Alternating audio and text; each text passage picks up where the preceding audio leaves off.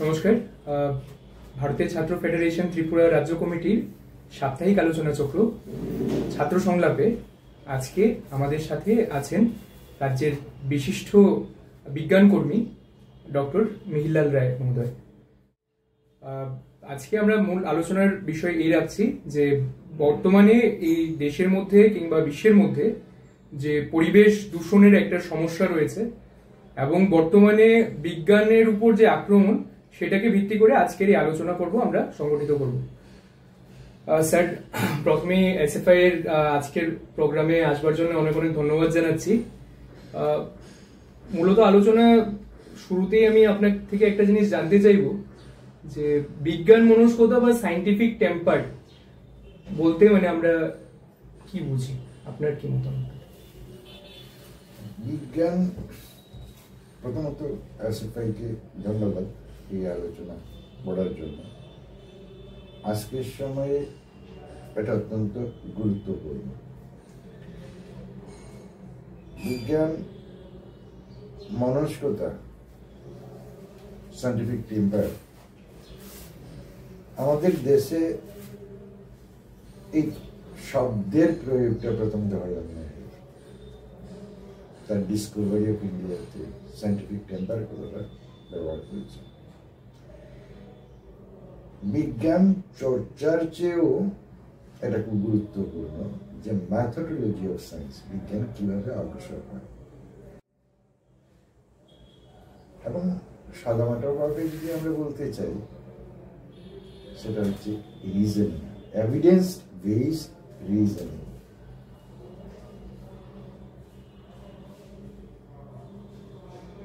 সব কিছুকে প্রশ্ন করা, যৌক্তিকভাবে তার সমাধানে আসা, পথ খোঁজা, সত্যের অনুসন্ধান করা, এটাকে বলা যেতে পারে scientific temper.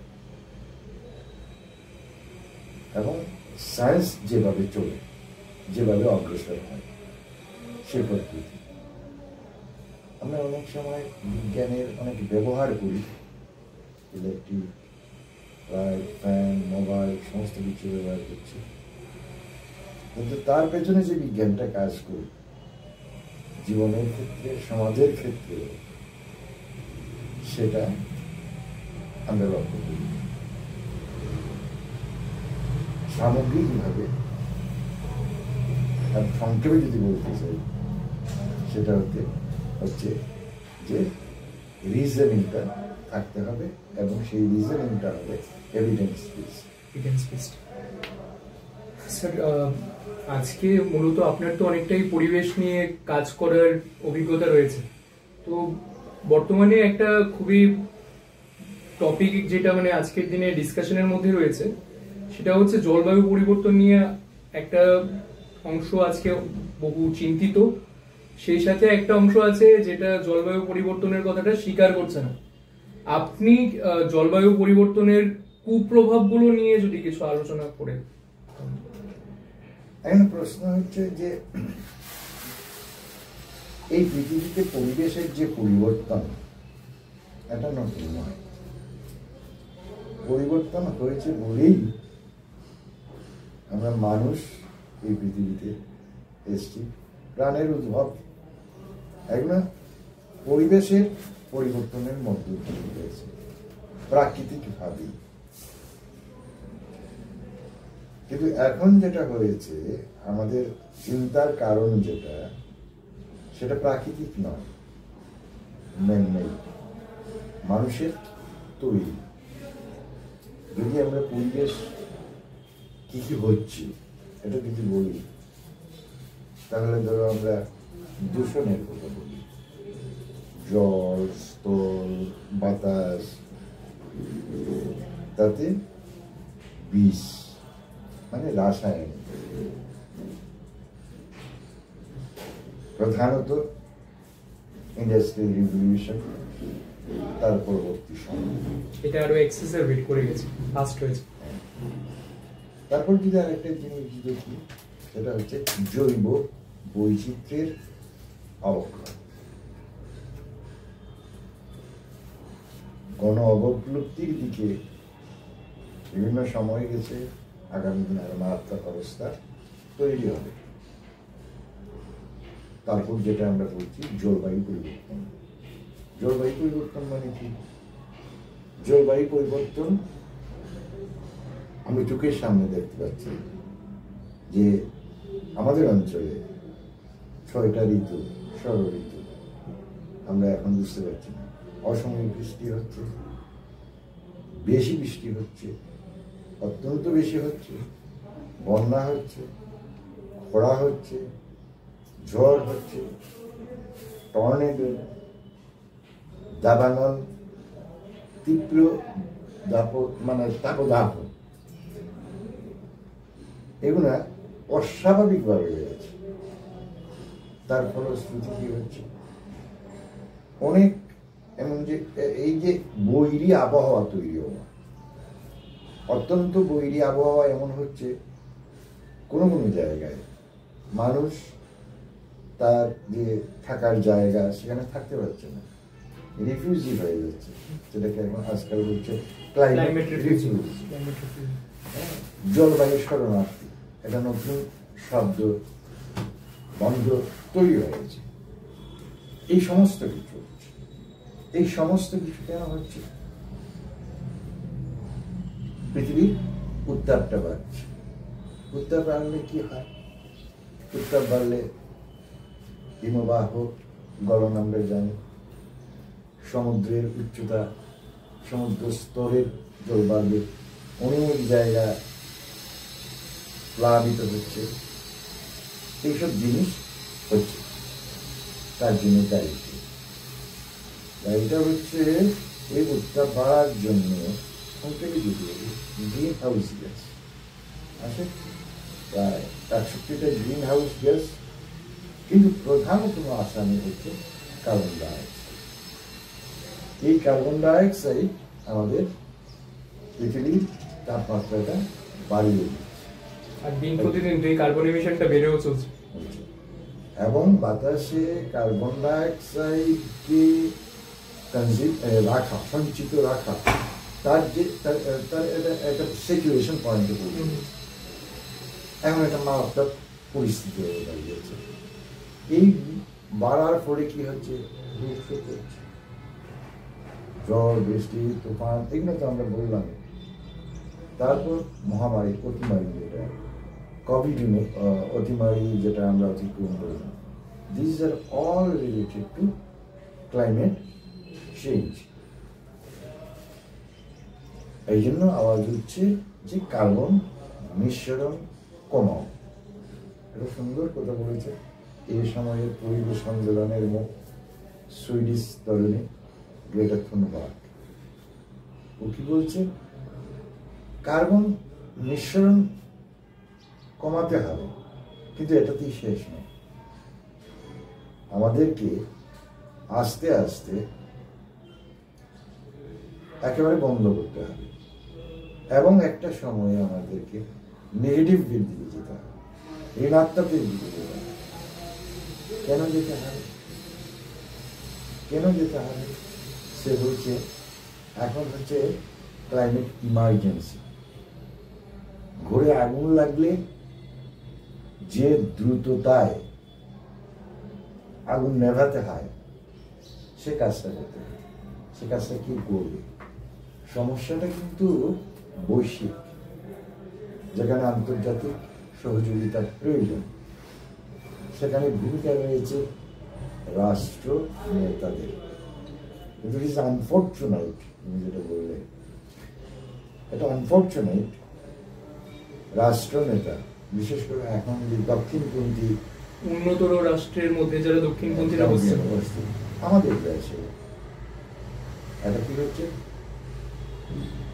Denial of facts, denial of science. তথ্যকে, বিজ্ঞানকে অস্বীকার করে, যেমন ডোনাল্ড ট্রাম্প। এই যে পৃথিবীর উত্তাপ বাড়ছে, এই যে ক্লাইমেট চেঞ্জ হচ্ছে, পরিবেশের যে মারাত্মক পরিণতি, সেটাকে কি বলছে? তিনি বলছেন এটি চাইনিজ ওয়াক্স, চৈনিক ষড়যন্ত্র, সমাজতন্ত্রীদের একটা ষড়যন্ত্র। সেই ষড়যন্ত্রটা কিসের জন্য ষড়যন্ত্র? সেই ষড়যন্ত্রটা হচ্ছে ব্যবসার বাজারে আমেরিকাকে পেছনে পড়া। কিন্তু পৃথিবীর বিজ্ঞানীরা তথ্য দিয়ে এবং যে আন্তর্জাতিক যে আবহাওয়ার যে বিভিন্ন সংগঠন আছে, এরা প্রতি বছর আবহাওয়া পরিবর্তনের যে তথ্য বিশ্লেষণ করছে, তা প্রকাশ করছে, তাকে তারা অস্বীকার করছে। অর্থাৎ denial of facts, denial of science. এটা হচ্ছে এখন দক্ষিণপন্থী রাজনীতিবিদদের একটা পরিবেশ আমাদের দেশে রয়েছে। আমাদের মনে আছে প্রধানমন্ত্রী নরেন্দ্র মোদী ছাত্রছাত্রীদের মধ্যে একটা কথোপকথনে বলেছেন ক্লাইমেট চেঞ্জ সম্পর্কে বলতে গিয়ে উনি বলছেন যে ক্লাইমেট চেঞ্জ নেই হওয়া,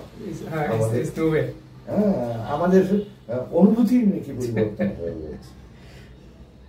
অথচ ওরা কি করছে?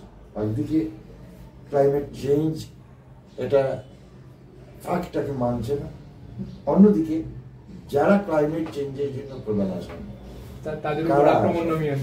না আসামি যারা, যেমন 2025 সালে 2023 সালের তথ্য উপাত্তে যেটা ইন্টারন্যাশনাল যে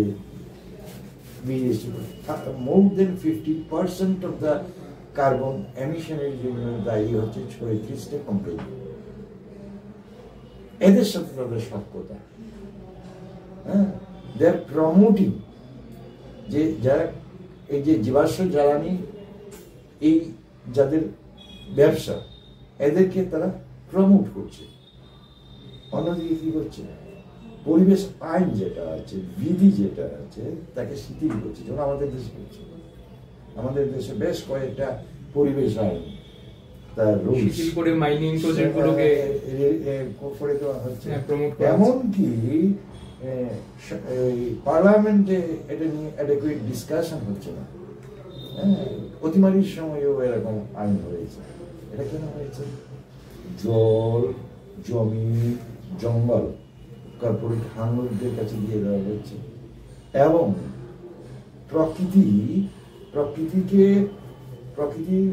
থেকে গ্রহণ করে আমরা আমাদের বেঁচে থাকার জন্য প্রকৃতির দরকার, কিন্তু এই প্রকৃতিকে এমনভাবে যদি শোষণ করা হয় যেটা তার আবার রিফিল করতে পারে না, এটা কি হয়? এটাকে বলছে মেটাবলিক রিফট। মানে এটা সাংঘাতিক রকমের অবক্ষয়। এই ভারসাম্যটা নষ্ট হয়ে যাচ্ছে। সুতরাং তাদের সখ্যতাটা মানতে হবে। রাজনীতিবিদ এবং পরিবেশ অপরাধ তাদের মধ্যে একটা সখ্যতা আছে। পরিবেশ অপরাধীর বিরুদ্ধে যেমন আমাকে লড়াই করতে হবে, যে রাজনীতি এই পরিবেশ অপরাধীদের ছাড় দেয় তাদের বিরুদ্ধে লড়তে হবে এবং তাদের সখ্যতাটাকে আঘাত করতে হবে। সামগ্রিকভাবে পরিবেশটাকে যদি রক্ষা করতে হয়, সারা এটা শুধু আমাদের জন্য নয়, ভবিষ্যৎ প্রজন্মের জন্য এই লড়াইটা আমাদের করতে হবে। হ্যাঁ, এটা কি ব্যক্তিগত জীবনশৈলীতে কিছু পরিবর্তন আমরা করবো।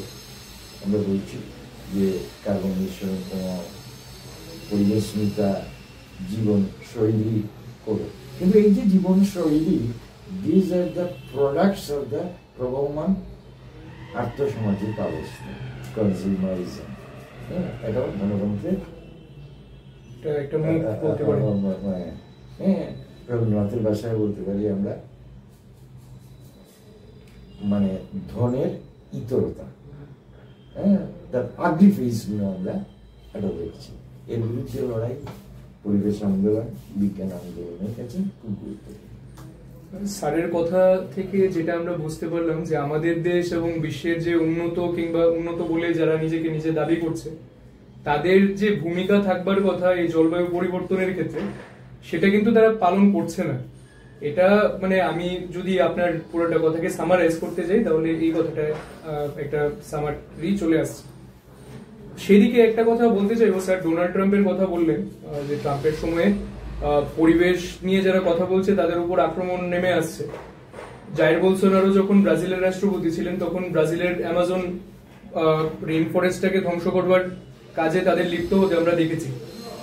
এই যে আমেরিকা গত কিছু দিন আগে প্যারিস যে ইন্টারন্যাশনাল এগ্রিমেন্টটা ছিল, প্যারিস ট্রিটিটা যেটা ছিল ক্লাইমেট চেঞ্জকে রোধ করবার জন্য, সেটা থেকে যে বেরিয়ে এলো, তার কি ধরনের ইম্প্যাক্ট দেখছেন?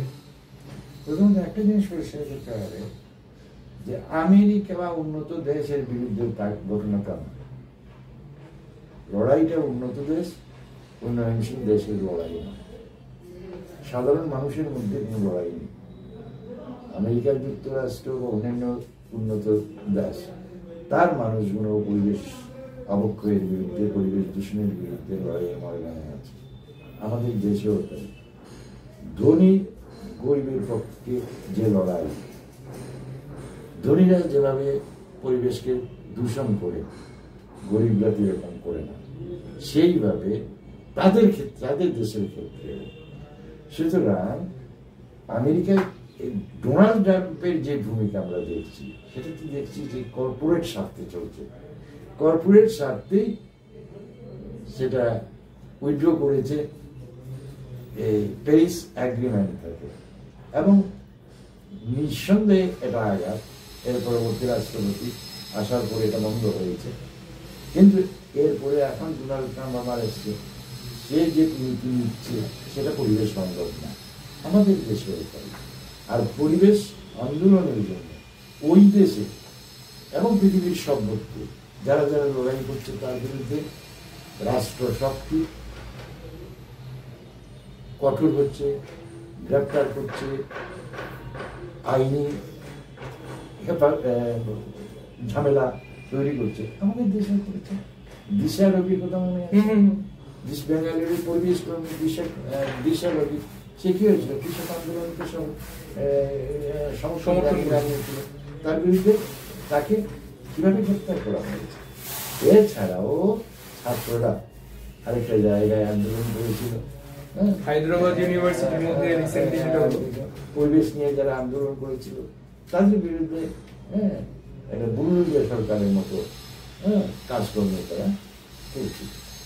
ব্যাপারটা হচ্ছে আমাদের দেশের সরকার, আমাদের দেশের সরকার যেমন কর্পোরেট স্বার্থে করছে, ডোনাল্ড ট্রাম্প যেমন করছে সমস্ত জায়গায়, আসলে মুষ্টি মেরে কিছু ধনী, কিছু কোম্পানি যারা প্রকৃতিকে নিংড়ে নিতে চায়, ম্যাক্সিমাইজেশন অফ প্রফিট যারা করতে চায়, তারা পরিবেশকে নষ্ট করছে এবং তাদেরকে তারা সহযোগিতা করছে, তাদেরকে স্পেস দিচ্ছে।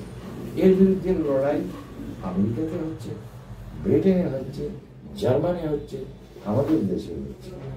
সব দেশের পরিবেশবাদীরা, মানবাধিকার কর্মীরা যে লড়াইটা করছে তার একটা অর্থ দরকার। তারা বলছে এই জন্য আমরা দেখছি অ্যানাদার ওয়ার্ল্ড ইজ পসিবল, যেই ওয়ার্ল্ডে এরকম প্রকৃতির সাথে মানুষের সম্পর্ক, সহাবস্থানের সম্পর্ক হবে।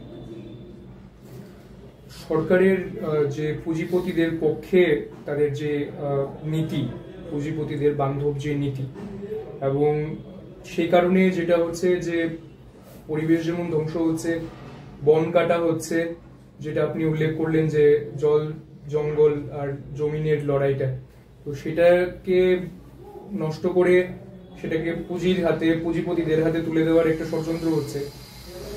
সেই সাথে আমরা দেখছি যে জীবাশ্ম জ্বালানি যেটা আছে সেটাকে আরো বেশি করে কি করে বাড়ানো যায় সেদিক দিয়ে, মানে কমানোর জায়গায় সেটাকে আরো বাড়ানোর কথা তারা চিন্তা করছে।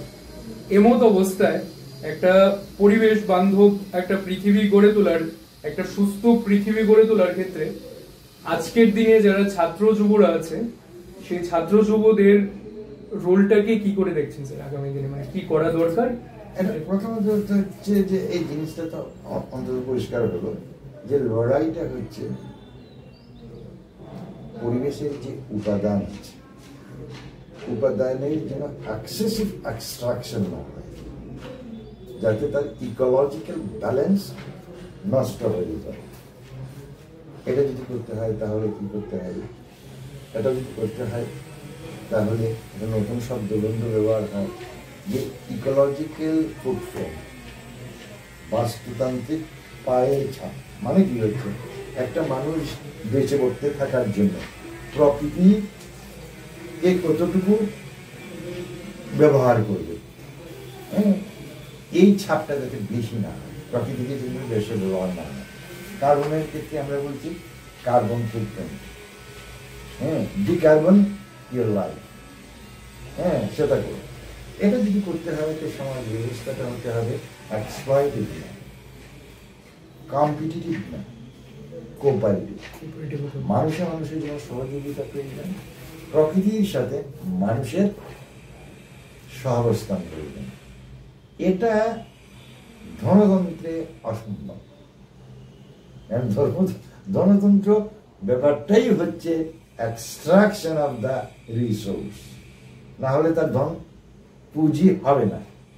হ্যাঁ, এই সমাজ তৈরি করা, নিশ্চিন্ত করা লড়াই, পরিবেশ আন্দোলনের লড়াই এক। ছাত্ররা ছাত্রদের কাজটা কি হয়, ছাত্ররা আশেপাশে যেমন লড়াই করছে, যে যে বিষয় নিয়ে লড়াই করছে, তারা এমন একটা সমাজ চাইছে যে সমাজে সব মানুষের সমান অধিকার থাকবে, শিক্ষার অধিকার থাকবে, স্বাস্থ্যের অধিকার থাকবে, বেঁচে উঠতে থাকার অধিকারটা থাকবে।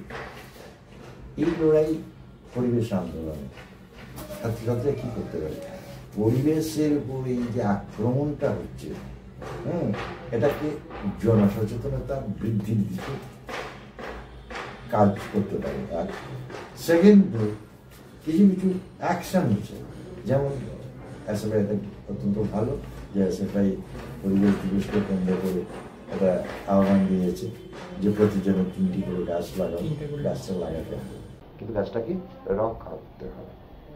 কিন্তু রাষ্ট্র কি করছে, আমাদের ত্রিপুরা রাজ্য নর্থ ইস্টার্ন রিজনের কথাই চিন্তা করি। নর্থ ইস্টার্ন রিজন তার বাস্তুতান্ত্রিক অবস্থা কি, এটা হচ্ছে ইকোলজিক্যাল ফ্রেজাইল, বাস্তুতান্ত্রিক ভঙ্গুর একটা অবস্থা। হিমালয় সাবমেরিন রিজন আমরা বলছি, হিমালয়ের উচ্চতা বাড়ছে, খাড়া বাড়ছে, মাটি পাথুরে হয়নি, দশ করছে, এরকম একটা জায়গায় তার জৈব বৈচিত্র্যটা নষ্ট হচ্ছে।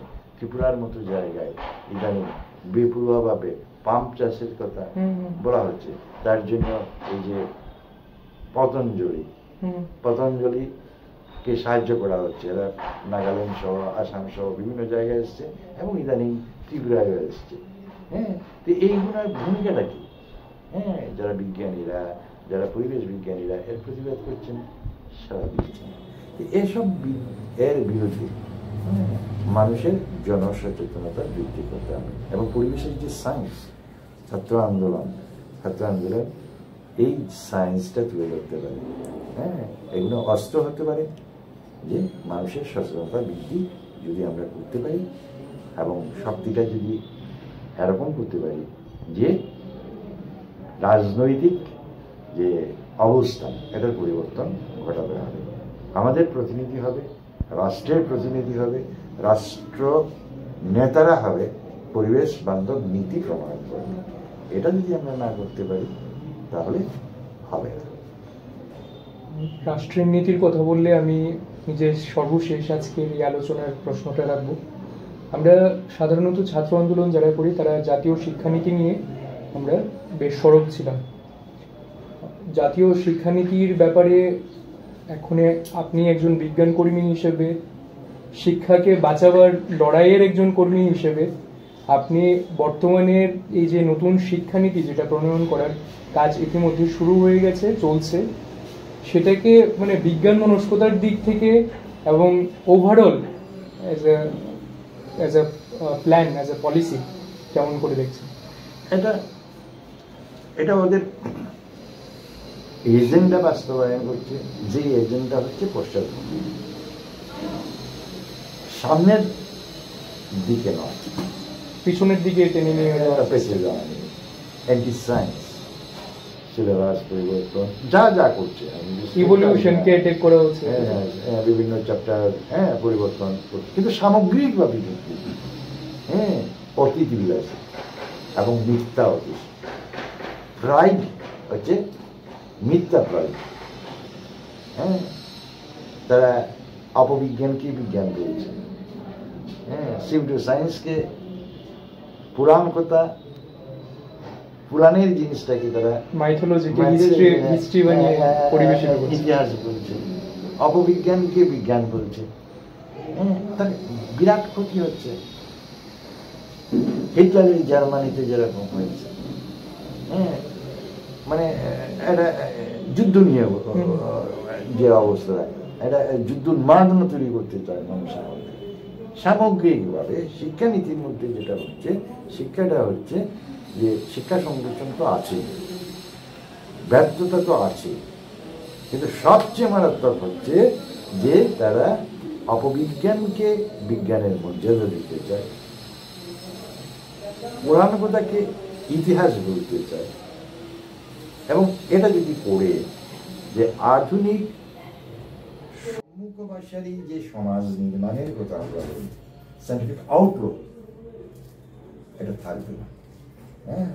আমাদের ভবিষ্যৎ প্রজন্ম হিটলারের যেমন ঠেঙ্গারি বাহিনী হয়েছিল, তেমনি RSS এর ঠেঙ্গারি বাহিনী।